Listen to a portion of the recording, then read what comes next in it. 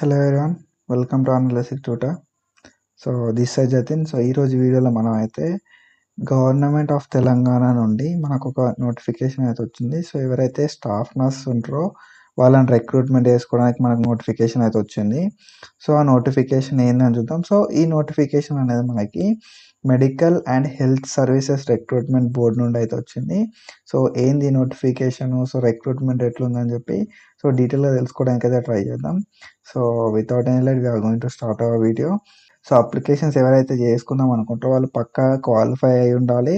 So qualify అయిన వాళ్ళైతే మనకి ఇక్కడ అఫీషియల్ వెబ్సైట్ అయితే ఇచ్చారు.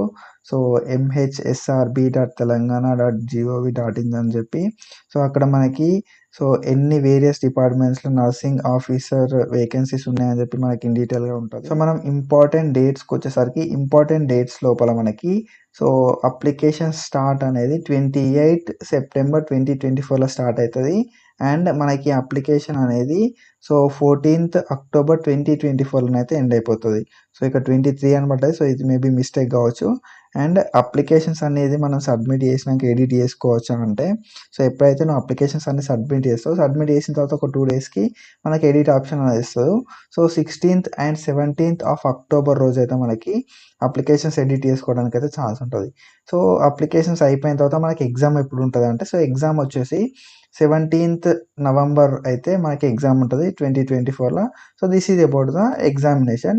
సో వేకెన్సీస్ ఎన్ని ఉన్నాయి, పోస్టులు ఎన్ని ఉన్నాయని చూద్దాం. సో వేకెన్సీస్కి వచ్చేసరికి మనకి సో డిఫరెంట్ డిపార్ట్మెంట్స్లో డిఫరెంట్ వేకెన్సీస్ అయితే ఉన్నాయి. సో మనం పోస్టల్ కోడ్ చూద్దాం. పోస్టల్ కోడ్ 1 లోపల మనకి నర్సింగ్ ఆఫీసర్ అయితే పోస్ట్ ఉంది. సో ఈ నర్సింగ్ ఆఫీసర్ పోస్ట్కి ఎక్కడ ఏ డిపార్ట్మెంట్లో వేకెన్సీస్ ఉన్నాయి అంటే so department of health and family welfare or director of medical education లోపల మనకి వేకెన్సీస్ అయితే ఉన్నాయి. సో వేకెన్సీస్ ఎన్ని ఉన్నాయంటే 76 వేకెన్సీస్ అయితే ఉన్నాయి. సో దిస్ మనకి నర్సింగ్ ఆఫీసర్ వేకెన్సీస్ ఉన్నాయి. ఎక్కడ ఉన్నాయంటే తెలంగాణ వైద్య విధాన పరిషత్ లోపల 332 వేకెన్సీస్ అయితే ఉన్నాయి. అండ్ థర్డ్ పోస్టుల కోడ్ వచ్చేసరికి ఆయుష్ డిపార్ట్మెంట్లో మనకి 61 వేకెన్సీస్ అయితే ఉన్నాయి. కోడ్ వచ్చేసరికి మనకి ఇన్స్టిట్యూట్ ఆఫ్ ప్రివెంటివ్ మెడిసిన్లో మనకి ఒక వేకెన్సీ అవుతుంది. అండ్ 5th పోస్టల్ కోడ్ వచ్చేసరికి MNJ institute of oncology and regional cancer సెంటర్లో మనకి 80 వేకెన్సీస్ అవుతున్నాయి.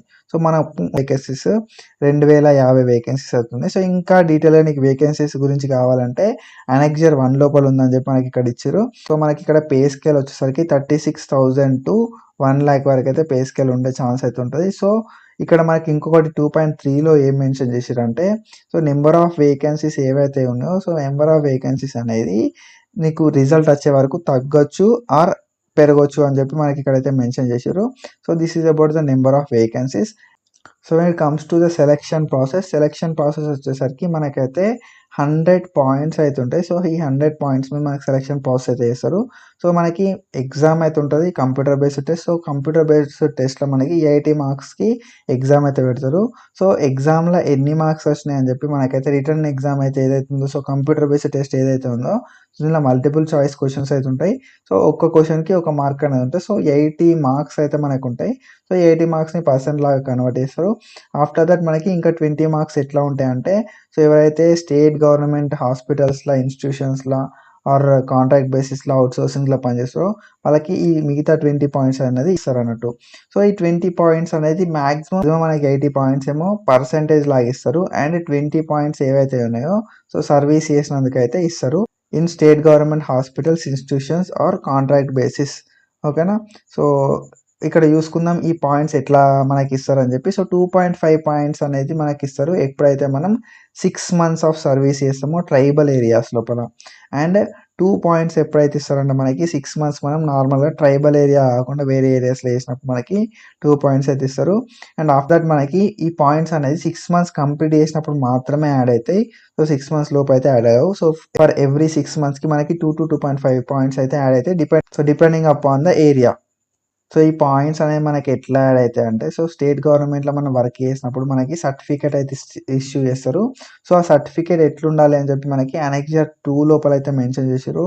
సో ఆ సర్టిఫికేట్ లాగానే మనకైతే ఎక్స్పీరియన్స్ సర్టిఫికేట్ అయితే ఇష్యూ చేయాల్సి ఉంటుంది. So this is about the certificate. And experience certificate నువ్వు ఎక్కడైతే తీసుకుంటావో సో ఎక్స్పీరియన్స్ సర్టిఫికేట్ అనేది పక్కాగా ఆన్లైన్లో అప్లై చేసేటప్పుడు నువ్వు ఎక్స్పీరియన్స్ సర్టిఫికేట్ అనేది అప్లోడ్ చేయాల్సి ఉంటుంది. సో దట్ నీకు ఈ పాయింట్స్ అనేవి యాడ్ అవుతాయి. ఇది 3.4లో ఉంది. అండ్ 3.5కి వచ్చేసరికి సో ఇక్కడ 3.5లో ఏం చెప్తున్నారు అంటే, సో నువ్వు ఏదైతే పోస్ట్‌కి అప్లై చేసినావో నువ్వు పాత ప్రీవియస్ కూడా అదే పోస్ట్‌లో వర్క్ చేసినప్పుడే నీకు వెయిటేజ్ అనేది యాడ్ అవుతుంది. సో లేకపోతే వెయిటేజ్ అనేది యాడ్ కాదని చెప్పి మనకైతే ఈ 3.5లో చెప్తున్నారు. అండ్ ఆఫ్టర్ ద 3.6కి వచ్చేసరికి సో ఇక్కడ 3.5కి ఒక ఎగ్జాంపుల్ చెప్తా. సో మీరు స్టాఫ్ నర్స్ పోస్ట్‌కి అప్లై చేస్తున్నారు.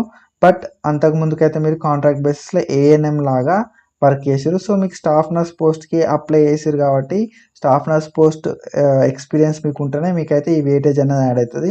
సో ఏఎన్ఎం లాగా వర్క్ చేసి స్టాఫ్ నర్స్ లాగా చేస్తా అంటే మీకు వెయిటేజ్ అయితే యాడ్ కాదు. So this is about 3.5 and when it comes to 3.6. 3.6కి వచ్చేసరికి మనకి ఎక్స్పీరియన్స్ సర్టిఫికేట్ అనేది అనెక్జర్ 3A, 3B అండ్ 3Cలో ఉన్నట్టయితే మనకి ఉండాల్సి ఉంటుంది. So this is about 3.6 and when comes to 3.7 మనకి ఇక్కడ డార్క్ ఏస్ అయితే బోల్డ్ ఏస్ అయితే ఇచ్చిర్రు.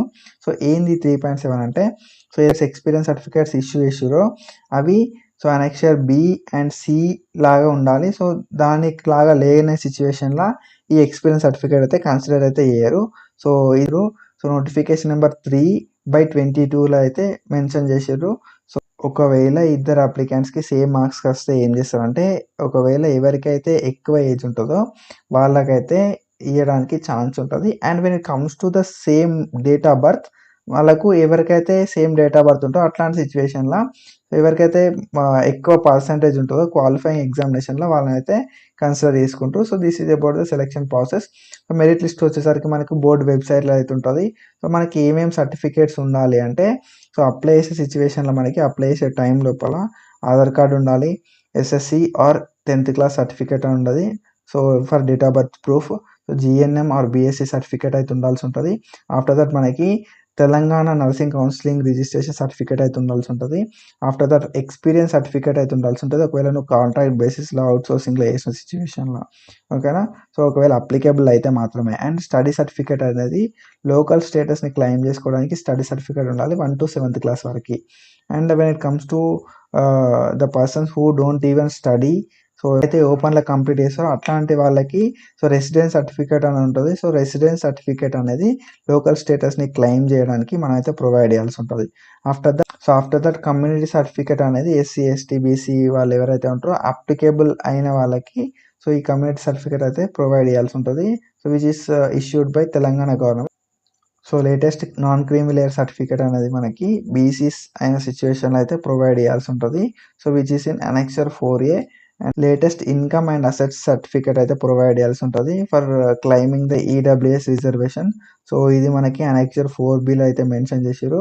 సో ఒకవేళ సో ఏదైతే స్పోర్ట్స్ సర్టిఫికేట్స్ ఉన్నాయో అవి రిజర్వేషన్ని క్లెయిమ్ చేయడానికి స్పోర్ట్స్ కేటగిరీలో మనమైతే ఇవి ప్రొవైడ్ చేయాల్సి ఉంటుంది. And southern certificate is applicable for the persons who want to claim pH reservation.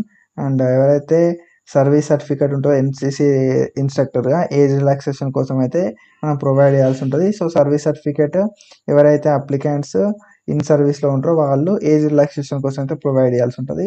After that ఏదైతే ఈ ఫోటోగ్రాఫ్స్ ఉన్నాయో అప్లికెంట్ ఫోటోగ్రాఫ్ అండ్ సిగ్నేచర్ అనేది JPG or JPEG or PNG ఫార్మాట్లో అయితే మనం ప్రొవైడ్ చేయాల్సి ఉంటుంది. So this is about the important documents required for application. So ఇవి మనకి సాఫ్ట్ కాపీస్ లాగానైతే అవైలబుల్ ఉండాలి డ్యూరింగ్ అప్లికేషన్ ప్రాసెస్.